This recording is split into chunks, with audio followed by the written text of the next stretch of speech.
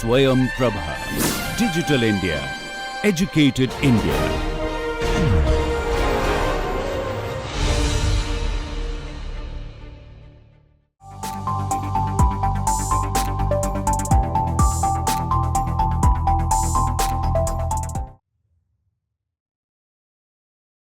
My name is Samriddhi and I am a 4th year BTech undergraduate in the Chemical Engineering department. As a part of the course Sustainable Plastics, we were given the freedom to perform a project. We had a range of problem statements to choose from and I chose to work on tomato. Tomato is one of the most processed crops and it is used to make ketchups. After processing, the tomato pomace, which consists of seed and skin, is discarded. That is currently being used as a fertilizer or as a feedstock for livestock. But we also have an enormous potential of extracting biopolymers from it. Tomato skins are majorly made of cutin. Cutin is a biopolymer which is present in plant cuticle and it is responsible for barrier property against water and oxygen. So this means that, like as we have seen lotus leaf, when we see that whenever it rains, the leaves don't really get wet. So this means that this is due to the presence of cutin in the lotus leaf. This is what we mean by barrier properties. But while doing processing, tomato is typically boiled before it's peeled. So I wanted to answer the question that what happens when we boil? Does it really affect the structure of the cutin which we extract? In order to do so, we followed a simple extraction process. I took two cases. In one case, tomato was boiled to 85 degrees Celsius for 30 minutes and in another case, it was not. After that, the peels were collected and they were dried in oven to remove moisture. Post that, they were grinded and then alkali hydrolysis was done by adding NaOH. After that, the mixture was filtered and the filtrate was collected. The filtrate, I added HCl to the filtrate in order to adjust the pH and then precipitation occurred. To collect the precipitate, centrifugation was done and then the precipitate was washed and dried in oven. So after doing all of this, we got our product. But how do we know if it is actually cutin or not? In order to do so, we performed some characterization tests. One of them was FTIR and the other was TGA. So what FTIR is, that it tells us about the functional groups present in the compound. We did FTIR for both boiled and unboiled and compared it with the literature data available. We saw that it matched the literature data and we can see peaks which indicate hydroxyl, CO and CH bonds. When we compare boiled and unboiled, we saw that boiled tomato peels showed a higher degree of esterification. Then when we go to TGA, it shows that TGA analysis indicates the thermal stability of the product. So we can see that the boiled peel has a higher thermal stability and it is better in purity as compared to the unboiled case. So after doing all of this, we can conclude that cutin was extracted and there is a difference between the physiochemical properties of the cutin extracted from the boiled and unboiled case. The boiled case has higher degree of esterification, which means that it is more cross-linked. More cross-linking means it will be better in strength. But what is the use of extracting this biopolymer? This can now be used to cast films or to make coatings. These coatings can be applied on food grade to preserve food, or they can also be applied on metal to prevent corrosion. So there are a lot of possibilities which can be explored after this. It can be blended with other existing biopolymers to improve their hydrophobicity. Typically, the biopolymers we extract are not really hydrophobic. So cutin can be added to improve their hydrophobicity. In all, it was a wonderful experience because it was the first time I went to lab and I really worked and I could see the results coming in front of me in real time. So thank you for this opportunity. Hello, my name is Sukriti and I am a 4th year BTech student in Chemical Engineering. As a part of my course in Sustainable Plastics, I was asked to do a project and I chose the topic of extraction and characterization of cellulose from palm leaves with the scientific name Borassus flabellare. But why did I even choose to work with palm leaves in the first place? That's because the palm leaf tree was most abundantly available on campus and I could find a lot of fallen dry leaves for it. And then also, if we look at it, then Palmyra palm, this particular palm leaf which I took, it is the state 3 of Tamil Nadu. So, in a broader sense, the objective of my project was that if we can use the leaves of these trees, because this tree can be used for a lot of other, this tree is already being used to extract a lot of other products which are there. So right now, if we can use the fallen leaves to extract cellulose out of it, then we can be converting best out of the even other waste which we have.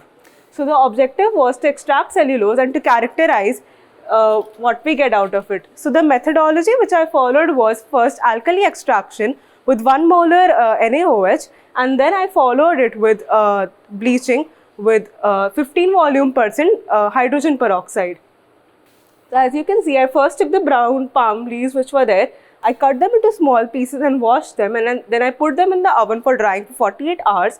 Then I treated them with NaOH, and then after drying it again, I had to do that process twice, and after that I bleached it again twice in order to get my palm. So here we can see that I had got 3 different samples and how the color has reduced. This shows that bleaching has extracted cellulose in the sense of the colors, in the sense of when I look at it from the color perspective.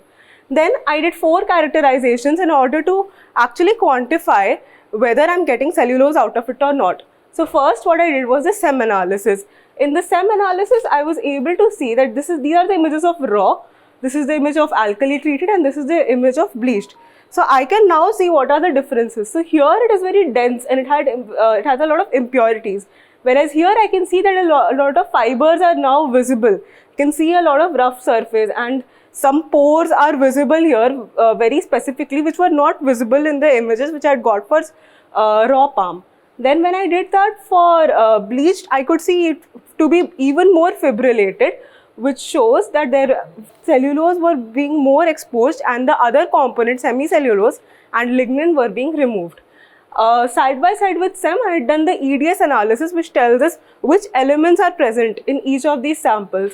So I could see how the carbon composition has increased, which just tells me that cellulose content was increasing as I had gone through the process.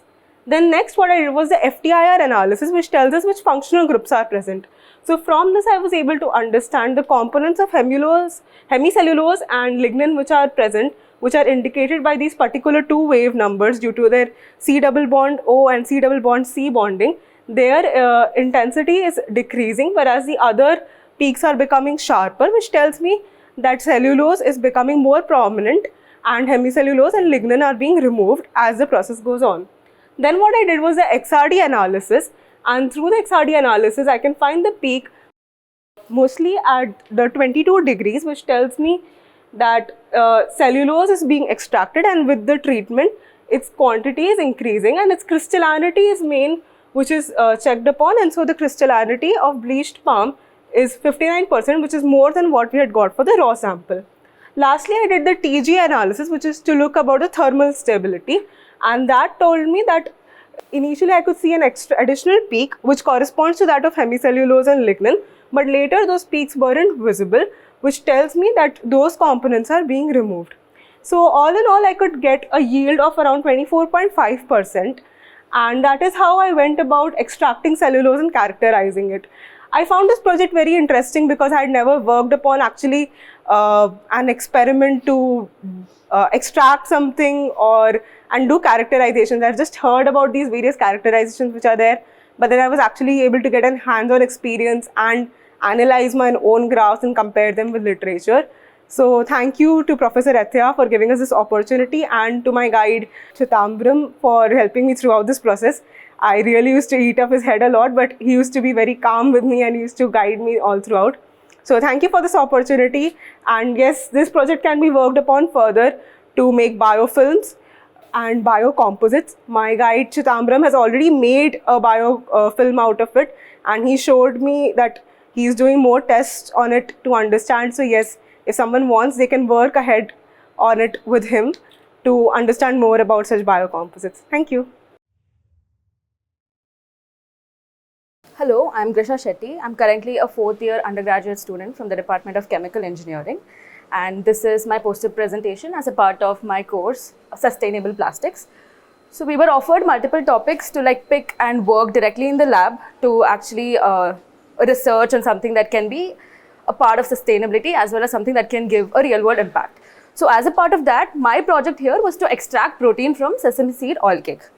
Now, why exactly did I pick this topic was because I was researching a lot of things and I realized how every year there's almost 260,000 tons of sesame seed oil cake that is produced, which is used as like low level animal feed or like directly not used up to its like mark, because sesame seed oil cake is actually nutritionally very high in like protein content. It has around 30 to 50% of protein, which is actually which is actually edible to us. So this protein can directly be consumed by human beings if like further analysis is done.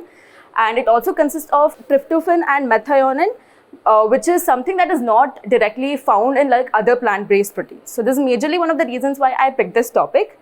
Now, looking at the methodology, I use something called as the alkali extraction of protein. For this, I prepared like an 800 ml batch in the ratio of 1:10 of the sesame seed oil cake powder and like water. Increase the pH to 12 using 1 molar NaOH so that the protein dissolves in the water. It was centrifuged, the supernatant was separated, and the supernatant again I added 1 molar HCl to increase its pH to like decrease its pH to 4.5, which is the isoelectric point where the protein separates out as a precipitate. Then the precipitate was collected, it was neutralized and dried. Now once it was dried, we obtained the protein powder. Post obtaining the protein powder, there were a few analyses that I did as a part of like characterizing it. One of them was actually to check or like quantify the protein content in the protein sample that I obtained, like the powder sample that I obtained.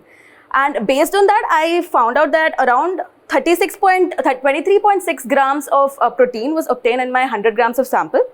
So I followed that with FTIR analysis, which is basically to find out what functional groups are present in like my sample. And based on the FTIR analysis, we could conclude that there were amide 1 and amide 2 bonds, which are majorly what is supposed to be present in proteins. And this concluded that, oh yeah, my sample is actually like protein. Followed by that, I did the XRD analysis. This is basically something that would give the structural properties of our substances. And it actually concluded that it is like an amorphous substance. I also followed it with like a SEM analysis, and this is like the images that I obtained. And some part of the protein was actually denatured, and this might be because I used like an oven drying method, which could be one of the reasons why that happened. But anyways, this was what like I obtained from like the SEM analysis at least. So based on this, I think the major conclusions that we obtained here was how sesame seed oil cake is a very generous source for us in terms of how much protein we can obtain from them. And this has a lot of real world applications currently at least. One of them may be to make it an emulsifier. That is, a lot of our edible products such as mayos and like sauces that we use in salad dressings, that can be made using these protein that we obtain here. One more thing that I've seen is how vegan meat, the juice, like the proteins actually have like a very high oil and water holding capacity. So the juiciness in like vegan meat can be improved by using this protein that we like obtain from the sesame seed oil cake. Overall, I think it was like a great experience. This was one of my first experiences in lab, even though I'm like a 4th year chemical engineering student. And I think I spent like considerable amount of time with my guide as well as like everybody in the lab trying to understand how much impact actually like a chemical engineer can like have in terms of what they can do for like sustainability and like driving forward sustainability. So I'm really thankful to Athya sir who gave me this opportunity, as well as my guide Soumya ma'am, who like helped me throughout the process. So thank you. Hello everyone, myself Amrita. I am a BTech 4th year undergrad student from the Department of Chemical Engineering. So as a part of this course, Sustainable Plastics, we had given an opportunity to work on a research project. So I chose the topic pectin-based biopolymer film for packaging application. So why did I choose this? So the main point why did I choose this was like plastics are causing more environmental pollution and industries are running behind renewable and biodegradable materials. So that is the main reason why I wanted to choose this. So basically I chose pectin, which is a natural polysaccharide, which is extracted from citrus peels and fruit pomace.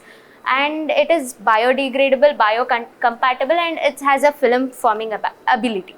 So pectin films are usually brittle and moisture sensitive, so this limits their practicality to be used as a film.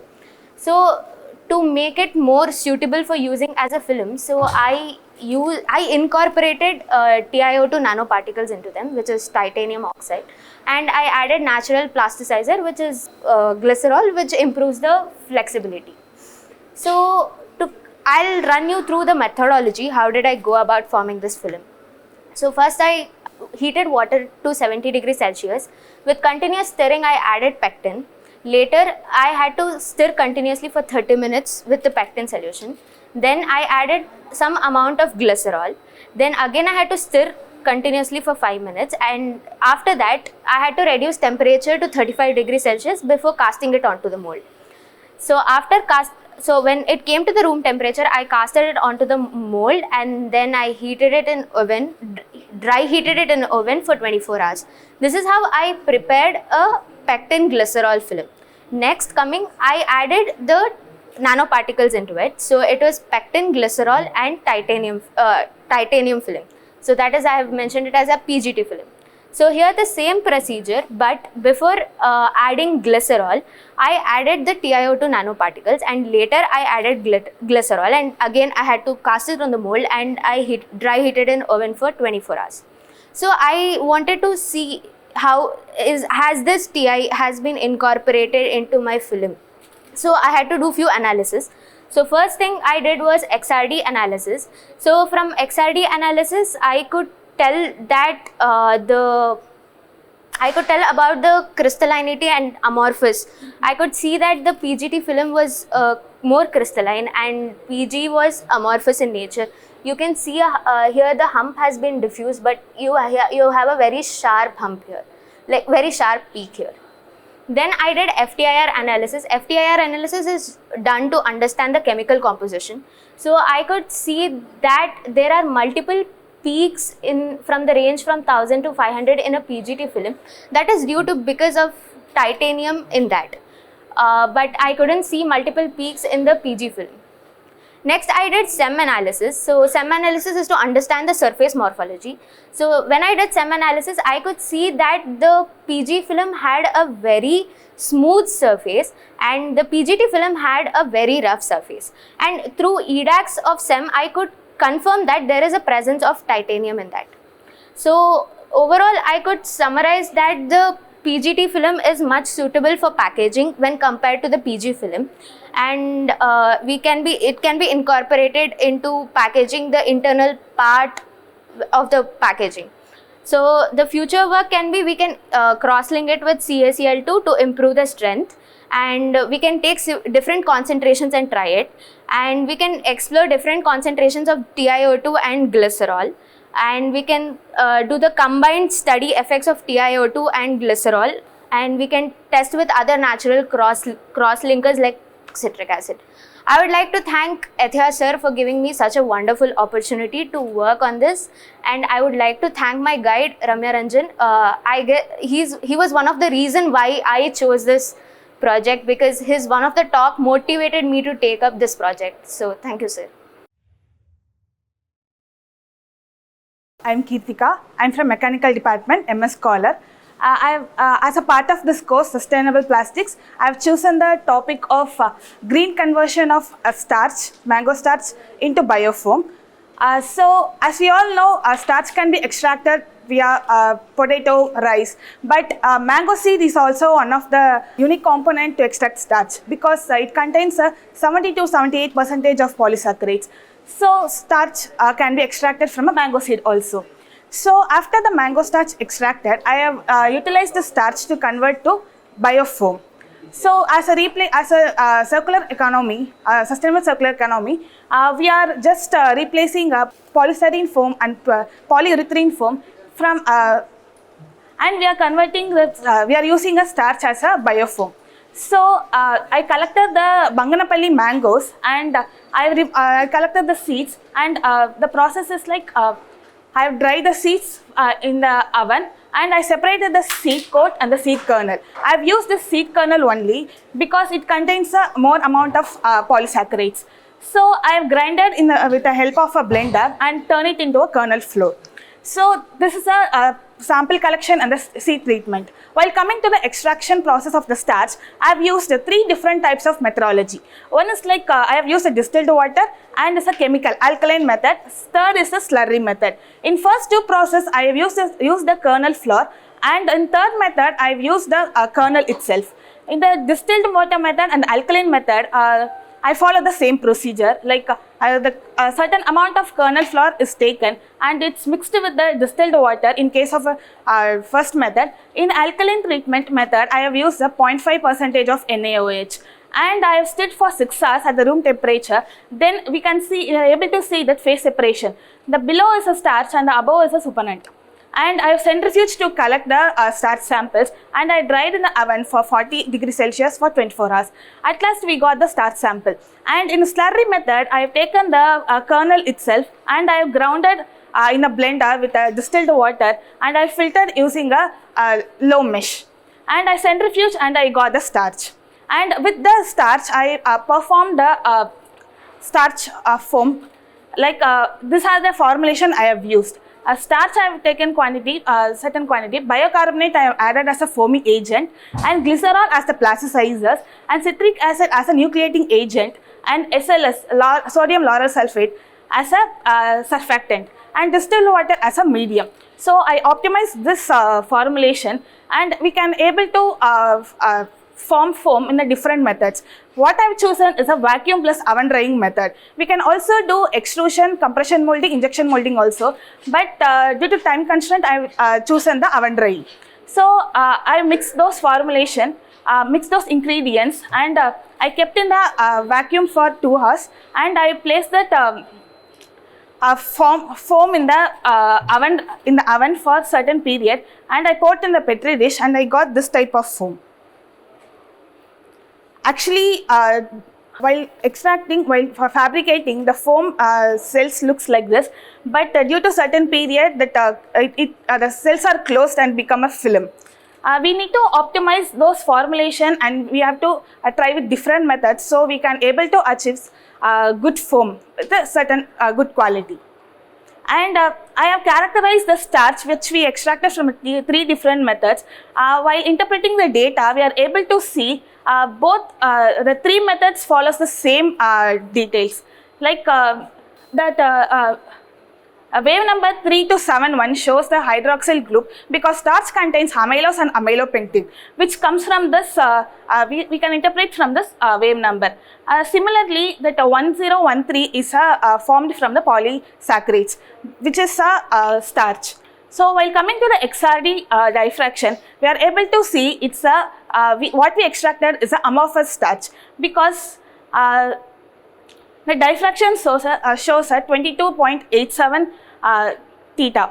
And while coming to the SEM analysis, due to some chemical treatment, that what we extracted the starch from the alkaline method shows a rough surface, which may be due to the chemical reaction, which will increase the surface roughness. And comparing to the DI method and the slurry method, it shows a similar sample, but slurry method shows some residues, which we can improvise, and we can do certain methods to remove those residues. And while coming to the starch form analysis, I have seen a cellular structure. We can able to see some cellular structure, but if we want to optimize the processing parameters and formulation, we are able to achieve a good foam. So I conclude by saying we have successfully extracted the starch, and starch foam, what we are getting is it's after some time it form a film type, film-like structure. So maybe in the future, if somebody wants to work, I would suggest them to optimize those formulation and try with different techniques like extrusion, injection molding, and compression molding. So I thank Professor Idaya sir and my mentor for giving this opportunity. Thank you. Good morning everyone. Myself Prem Kumar, a PhD scholar from the Department of Mechanical Engineering. As a part of Sustainable Plastics course project, we developed a small prototype for wet molding of pulp. And in this project, what we did is we developed a 3D printed mold for wet molding. As wet molding is a manufacturing process which is used to convert the waste papers into a biodegradable packaging or a product form. But the one more usefulness of the wet molding is it can help to the circular economy and eco-friendly. And in day-to-day life, the wet molding has been used in many applications. As we can see here, it is used from sustainable packaging, disposable tableware or industrial productives, and seedling for horticulture, and in medical and some hygiene products also. Even though that wet molding is a very old process, why we chosen again wet molding is, as today's life is more towards the customization, and the products are becoming more and more towards personal customization. So to pack that products, it is difficult to make a mold for it is difficult to make a conventional mold for these kind of applications. So with the help of 3D printing, we can make a mold which can replace the conventional molding for small scale applications. And one more thing is, in 3D printing, we can use the inherent property of the 3D printing, that it will make a porous structure. We used that inherent property, and we made this 3D printed mold for a small cup, and we closed this cup to connect into the vacuum. And first in developing the product, the first part of is we need to collect the waste papers or cardboards or some cellulose structured material. Then we need to properly shed it. Then once the shredding is done, we need to add water, and we need to properly ground it, because properly grounded pulp only will give a better product quality. And once the grounding is done, we'll connect this 3D printed mold to a vacuum, and that vacuum we will dip into the vat containing the pulp. And once the vacuum forming is done, we need to remove the product, and we need to put it in the oven for final product. And after developing the part, we looked into the microscope, like we used a microscope to check the surface of the products. And what we are able to achieve is the inside surface has very smooth surface, and outside part is having a little bit rough surface, because the inside part is attached to the mold of the product, so it is giving a very smooth surface. And from here we can see that the thickness of the part is around 3 mm, and this is the vacuum system, like a prototype of the wet molding system we developed. And this is the mold we developed for this project, and from this we are able to get this product. This is the product we are able to get it. Yeah, and for my conclusion, it is more towards more of a mechanical process rather than any chemistry involved in this. But in next batch students, if someone wants to continue this project, I can give, they can check for how to make the cup as a hydrophobic, and these edges are not very smooth, so that is also one place they can work. Or if they want, they can make the outer surface also smoother. In these 3 aspects, if next batch students are interested, they can work. And I would like to thank Professor Idayaraja Mani sir to giving this opportunity, and thank you. Hi all, I am Ghanshyam Mandal. I am a third year undergrad in chemical department at IITM. So under Idayaraja sir, who has taken our sustainability plastic course this sem, we did a project. Like I did a project on the topic of extraction of lignin from corn stover. So now the thing is, let's start from the introduction. So you might be thinking why I have chosen to extract lignin and what is the use after the extraction. So lignin is basically hydrophobic, has hydrophobic characteristics which can be helped for making things such as for biopackaging and all, and there can be various use of lignin. And for extraction I have chosen corn stover because corn stover is kind of evidently available in India. As you can see, India is an agricultural state, so there is evidence of corn stover in India. And also lignin in plants provide bacterial resistance and all, so yeah, we can go with lignin, and corn stover is a good material to start with. So let me walk you through the methodology part.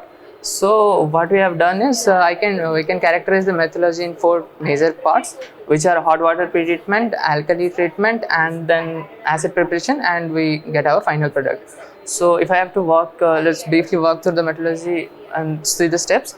So first you need to mix the feedstock with water in 1:10 ratio, then heat and stir at 70 degrees Celsius for 1 hour, and then collect the precipitate and vacuum dry at 60 degrees Celsius. Then make 10 gram solvent, like we use NOH for alkali treatment and to produce the alkali solvent, and then for precipitation we add H2SO4 solution to that alkali we have made, so to maintain a pH of 2 in our solution to get proper precipitate. So coming to the lignin yield part, so I used 1 gram of corn stover, pre-treated corn stover for lignin extraction, and I came up with 0.166 gram, which is a good yield. As you can see, we got a yield of 89.73%. And now the major thing is, you might guess what made me think it is what I have extracted is lignin. And for confirming it is lignin, we have done various tests such as UV and IR test. So as you can see, it is the UV test result and these are the IR test results. And in UV test, you can see the peaks and all, and the graphs, they are particular as what reference literature I have used. So it matched them, and I got confirmation about it is lignin NF. And then in FTIR, these two I have mentioned here to show lignin and cellulose and what differentiates them. And this also came up to be similar, match the reference literature that I have used. Now here let me tell you a few points in this graphs. So here the point that differentiate lignin and cellulose is the cysteine 31 transmittance peak that you can see, that comes due to aromatic skeleton or like CC stretching part, carbon-carbon stretching. Now the work I have done is just a tip of an iceberg. One can start his future from here. Like there are many more future scopes in this project one can look on, which are like developing cleaner methods such as organosolve, using organic solvent, ionic solvents to extract pure lignin. As it is not that pure, it's a lignin rich material, but yeah, it's not that pure. It might be 60 or 70% pure. But to increase purity, you can use various solvents, and work is going on in that field. And the new tech can be used for a faster extraction, such as ultrasound is used these days in lab basis, but one can think of maximizing it. And then continuous and lignin fast biorefineries has to be set up. Like lignin is very rich material and can be valorized properly to get proper sustainability. And then greener solvents, low waste and all. And one more thing is the major problem that people face here is to provide better process control. So there's a research need to be done in that field, and if you guys are interested, you can pick up those fields and do. And finally, I will like to thank Dr. Subrami Sarkar and Professor Idaraja sir for helping me throughout my process. And to be honest, when I initially started this course, I had no idea like why I have taken this and properly, because I'm third year undergrad here. But after this course, I can tell that I'm definitely interested in R&D and thing, and these are quite fun. You should give it a try, and hope you might like it. Thank you. Good morning everyone, I'm Aradhna. So I'm a junior research fellow in the Department of Chemical Engineering, and as a part of coursework for sustainable plastics, I did this project, extraction of alginate from brown microalgae Sargassum species. So we'll first see about the background of this project work. Alginate is a biopolymer made of polysaccharides, especially extracted from different species of brown algae and giant kelp. So what is the significance of alginate is that it is biodegradable, biocompatible, and it forms gelish, it forms gels. And in conventional methods of extraction of alginate, there is acid and alkali treatment. Due to exposure of long times to acid and alkali, the alginate usually degrades. So there is a particular percentage of degradation of alginate due to increased time of exposure to acid and alkalis. So the study aims to reduce the time of exposure to acid and alkali in order to reduce the degradation of alginate and improve the purity percentage and also the yield of extraction.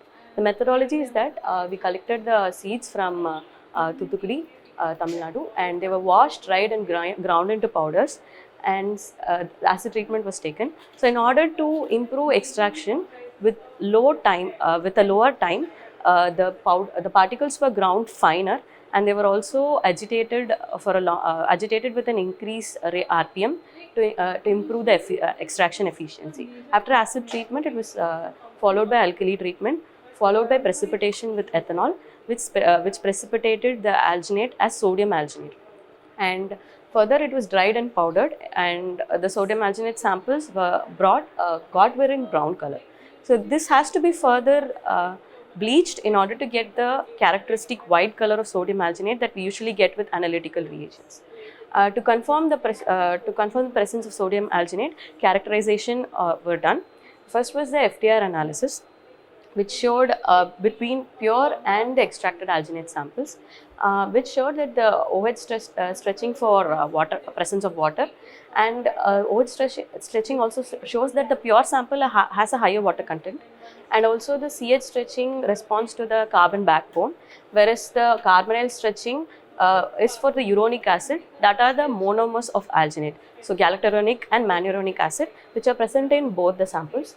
Next comes the CO stretching, which is copolymerization bond, which is also present in both pure and the extracted samples, which confirms that this is sodium alginate and the presence of uronic acid in both the samples. Next is the morphology of the alginate particles, the pure and the extracted alginate particles. So when compared to the pure particles, the extracted alginate particles were smaller.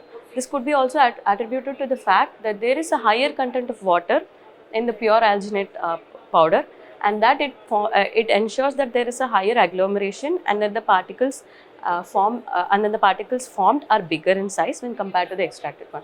So how do we confirm that these are sodium alginate particles with respect to the SEM images? Is that sodium alginate particles are usually compacted and non-porous. So we can see both the particles, they are compacted and non-porous. Non-porosity is also an indicator that these are sodium alginate and not calcium alginate particles. Next was the X-ray diffraction patterns, which shows the different peaks and HKL indices.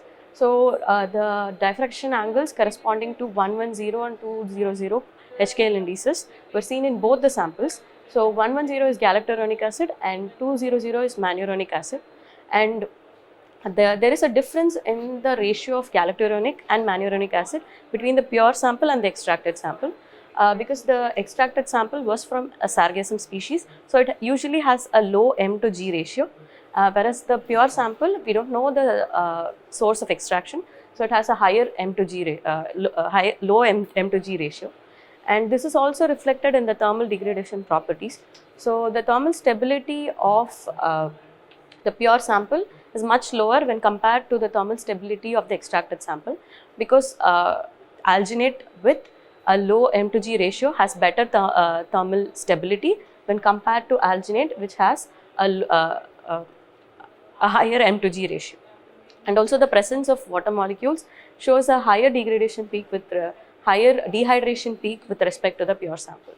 And in conclusion, the proposed method of extraction using a lower timing for alkali and acid treatment has been effective and gives us a purer version of purer form of alginate with improved extraction efficiency, and it also gives the same yield as that of conventional methods, almost 17% of dry weight of the samples.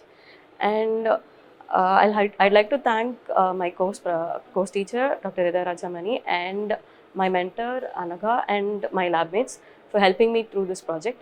And I think going further, the extraction procedure can be further improved and can be made green by using green solvents.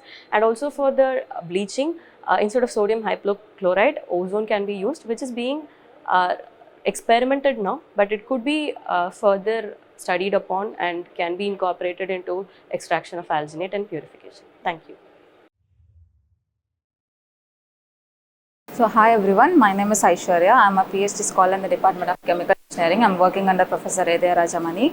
So as a part of my sustainable plastic course, I have conducted a research in the project entitled as Biopolymer based 3D printable gel for sustainable footprinting. So as we align with the Sustainable Development Goals, especially SDG 2 and 3, so we started to formulate a ink from a sago starch. It have a good advantage of biocompatible and wide availability. Though it have a good advantage, it also have a drawbacks because of the retrogradation and synergies. It expels the water from the polymer chain. So to overcome that disadvantage, we included the alginate that can be blended to make a gel that can be 3D printable. So the aim of the work is to develop a sago starch and alginate based gel that have a good rheological and thermal property, which is high precision for the 3D printable food printing. So the objective of this work is starting from the rheology, and I went for the optimization and surface morphology and FTIR. Finally, I had to check the thermal property of the printer scaffold using a TGA. So starting from the rheological, I have done the viscosity study where I increase the shear rate and the viscosity is getting decreases. So this is very crucial for the 3D printable ink for the continuous and smooth extrusion through the nozzle of the printer. So, and then we went for the optimization where I have used the different parameters like printing pressure and speed, where I have increased the printing pressure from 300 to 400 and the speed of 7 to 1 mm. So here I conformed to I checked the printing parameters to determine the perfect structural stability and shape fidelity. So, and then I went for the surface morphology to analyze two different scaffold. One is with an alginate, another one is the blended scaffold. So in this blended scaffold, we show that the rough surfaces, this is because of the presence of the sago starch. So, and then I also focused on this different shape, and it have a good flexible and good surface, smooth surface finish. And I went for the FTIR to characterize the functional group of the particular biopolymers, and we found and these spectra is perfectly matches with the biopolymers what we have taken. And the TGA have been done to determine the thermal stability of the printed scaffold.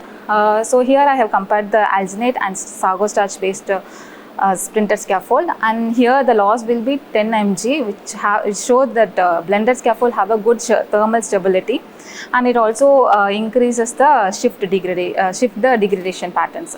So overall I have formulated and developed a gel that is have a good shear thinning and thermal property, and it also be used for the food 3D printing application. Finally, here I have done this ink compatibility to check the different shape and different structural patterns, and that can be measured using a color spectrophotometry. And here I have calculated L star, A star and B star value to determine that it have a perfect color uniformity throughout the printed scaffolds. So the overall this is the thing I have formulated, and have a good rheological characterization and thermal analysis. If someone want to focus on other application like pharmaceutical, they can also load a drug to the scaffold and they can go for a kind of tablet in the pharmaceutical industry. And here I would like to thank Professor Edea for providing this opportunity to look upon the other applications to work on, and also would like to thank Mr. Dilip for supporting me through this journey. Thank you. Hello, I am Shashank and I am a PhD scholar from the Department of Biotechnology, and as part of this course I have extracted lignin from bagasse and sawdust. Lignin is the most abundant aromatic polymer available in nature. Unlike the most abundant polymer cellulose, the native structure of lignin is unknown.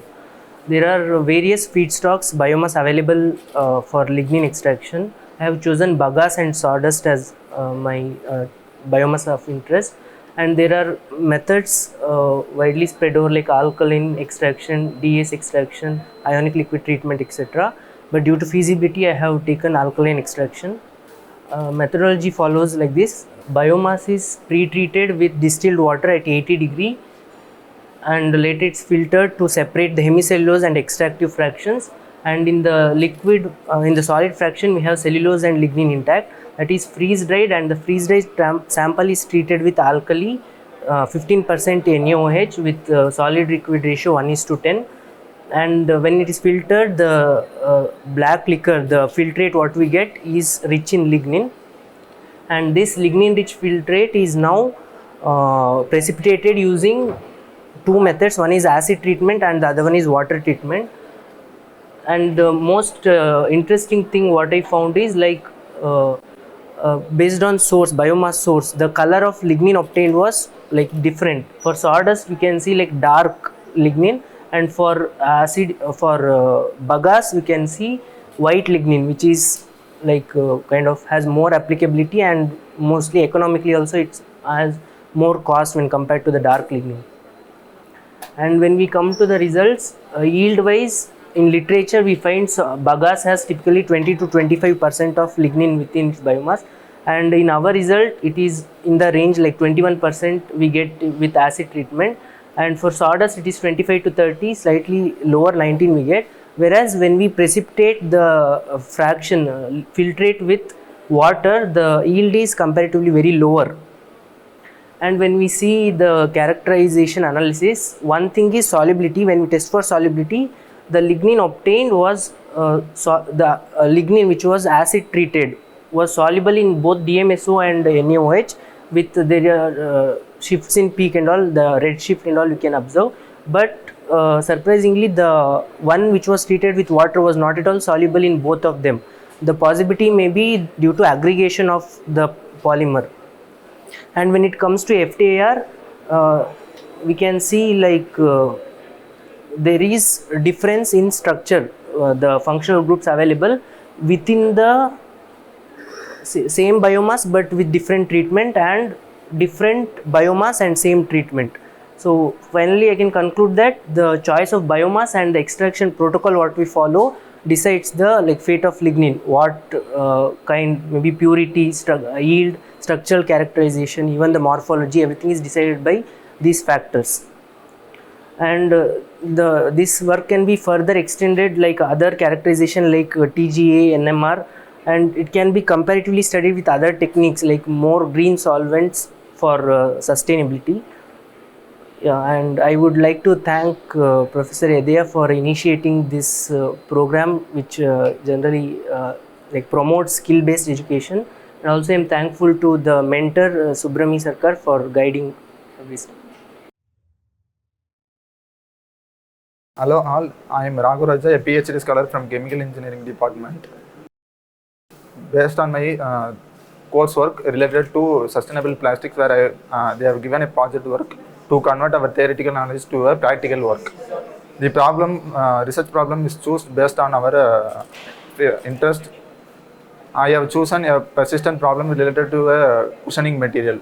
Actually, it addresses the non-biodegradable material like styrofoam, which is used in the cushioning material through the transport supply chain. And the upcycling of cellulose extract from the waste to foams can be done throughout this process. Actually, I have created direct spun for dunnage and composite foam to make it sustainable future. And the objective of my work is to convert a waste paper into a foam. First involves to convert the waste into a high performance cellulose, and then classifying it to a green cushioning material and to analyze its key properties. First involves the material synthesis process. It involves the extraction of cellulose. The waste paper is collected and it is cut into pieces, and the de-inking process involves addition of hydrogen peroxide of 5 ml in 100 ml of distilled water, and it is run at an RPM of 600.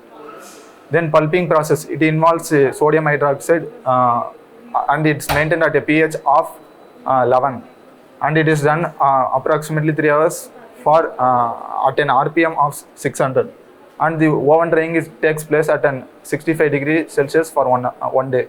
The extracted pulp is converted to an application oriented, where it involves two methods. First, it is used as a dunnage in our packaging industries. Next, it can be used as a reinforcement for composite foams. The extracted cellulose is spun at an high speed to convert it to as a dunnage. Next, it involves preparation of a composite foam. In that, I have used a biopolymer dissolution, and I have added cellulose into it to prepare a composite matrix. And citric acid is used as a green Krauss-Ringer here. Actually, SDS is a surfactant that is used to create foams, and it is stabilized under oven temperature, or the freeze drying process can be used. This is the outcome of my project, where first I have extracted the cellulose, and I have seen and created the dunnages have been created from it, and the composite foam has been prepared. The prepared foam involves the characterization techniques. We have used FTR to find the functional groups In this OH testing, it involves the formation of hydrogen bond that provides the foundational matrix for the foam. And the cross-linking here is done with citric acid that is given as CO asymmetric stretching and symmetric stretching, which is shown in fingerprint region.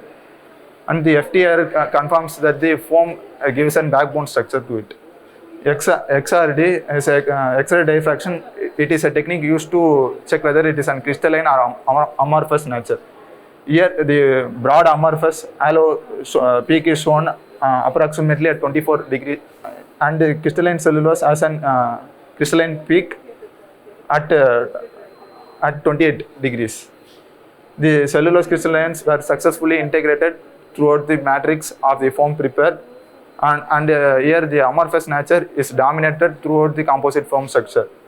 Actually, the rigid and the flexibility is determined by the amorphous or crystalline nature.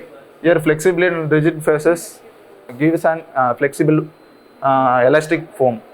SEM image. SEM is the art of our project. Actually, it provides whether there is an interconnected nanofibers network is revealed through the SEM process, and homogeneous dispersion is confirmed throughout the bonding takes place here.